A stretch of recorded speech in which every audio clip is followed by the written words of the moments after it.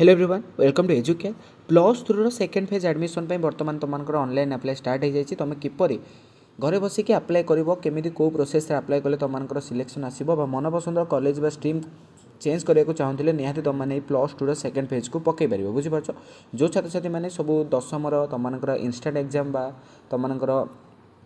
mark बढ़ापी जो मैंने exam देते तुम इंस्टाट एग्जाम जो मैंने देते तो से ही अप्लाई करेंगे सहित जो मैंने अलरेडी एडमिशन कर सारी प्लस टू से जब चाहूबे कि कॉलेज स्ट्रीम चेंज करने को तुमने plus two second phase apply करेंगे बुझीपार बर्तमान आज हूँ पे तुम 24 अगस्त फाइनाल तुम प्लस टू सेकेंड फेज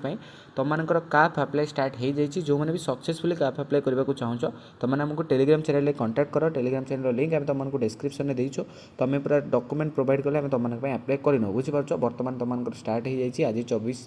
अगस्त बुझीपार बर्तमान तुमको केमी कौन अप्लाई कर सर्वप्रथम मुझे तुमको ये नोटिसटा देखी दूसरी तुम ये तौक स्क्रॉल कर तौक स्क्रॉल कर सारापर तुमको जो नोटिस पब्लिश होता पे तुम साम्स जो प्लस टू सेकेंड फेज को लेकिन बर्तमान मुझे तुमको ये देखी दूसरी तुमने समस्त ये वेट कर guidelines for phase two online admission into vacancies of higher secondary school for the academic season 2026-27 जो कॉलेज बर्तमान plus two plus two plus two first year जो भी जिते भी सीट थी से सीट को फिलअप करने पे तुम प्लस टू सेकेंड फेज बाहर था टाइम लाइन बर्तमान आज तार अप्लाई स्टार्ट हो जाए जो मैंने अप्लाई कर तुमने आमको टेलीग्राम चैनल कंटाक्ट कर तो देखिपु availability of online common application form CAF in SAMS Odisha dot gov in vacancy admission तो 24/8 रूस तुमको स्टार्ट हो पे 10टा बेलू आज 10टा तुमको स्टार्ट हो जाए केमी अप्लाई कर मुझे कहि कौन कौन डॉक्यूमेंट लगे सहीटा कहि बुझीपार लास्ट डेट के लास्ट डेट हूँ तुमको 31/8 तो आज तुमको स्टार्ट हो जाए 31 तारीख सुधा तुम जल्दी अप्लाई कर दियो जो मैंने भी plus two second phase apply करने को चाहूँ देन तुमको फास्ट सिलेक्शन के बाहर 3/9 3 सेप्टेम्बर तुमको पे फास्ट सिलेक्शन बाहर बुझीपार एवं देखा कौन कौन डॉक्यूमेंट लगे तो डॉक्यूमेंट देख पे डॉक्यूमेंट सर्वप्रथम तुमको आधार कार्ड देन तुमको बैंक पासबुक देन तुमको 10th मार्कसीट रेसिडेंट तो इनकम कास्ट एरिया किसी दरकार ना बुझीपार पास फोटो दरकार हे बुझीपार ईमेल आईडी मोबाइल नंबर बुझीपार जहाँ भी तुमको इंपोर्टाट डॉक्यूमेंट गुड़िक धरब तुम काफ्रे अप्लाई कर निज फोन में अप्लाई कर तुम जब सक्सेसफुली अप्लाई करने को चाहूँ आम सीएससी सेंटर अच्छी तुम जब आमको डॉक्यूमेंट प्रोवाइड कर निहती आम तुम सक्सेसफुली अप्लाई करनबू अनेक पिला आम अंडर अप्लाई करुँच बुझीपार तो अप्लाई करने जल्दी आम तुमको टेलीग्राम चैनल लिंक दे देचु तुम जाकि आमको मेसेज कर अप्लाई बुझीपार बर्तमान तुमको स्टार्ट हो जाए तो केमी तुम अप्लाई कर सर्वप्रथम तुमने साम्स ऑफिशियल वेबसाइट को आसो मुझे डायरेक्ट लिंक तुमको डिस्क्रिप्शन में प्रोवाइड करदेवी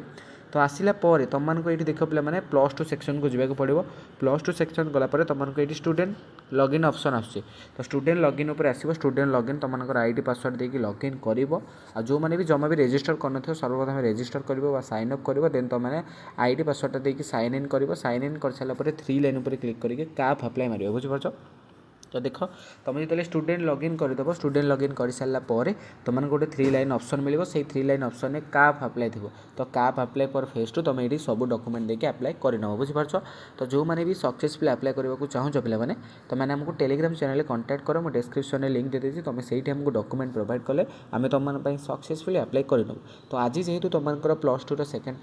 फेज टू आरंभ हो जाए मुझे तुमको गोटे रिमाइंड करदेवाई तुमको ये वीडियो आनी तुम जल्दी पे अप्लाई कर लास्ट डेट हूँ 31 तारीख आउ तुमको फास्ट सिलेक्शन केबे बाहर सहीटा मुझे फास्ट सिलेक्शन तुमको बाहर जाऊँगी पे 3 सेप्टेम्बर बुझीपार जो मैंने भी प्लस टू अलरेडी एडमिशन कर सारी जब तुम मन पसंद कॉलेज कहीं स्ट्रीम पाइन ताल तुम यही जो फेज टू फॉर्म आउ थे अप्लाई कर तुमको काफ फी देवाक पड़ो आउ थे तो तुम आउ थे फॉर्म पकईकि तुमने पे कौन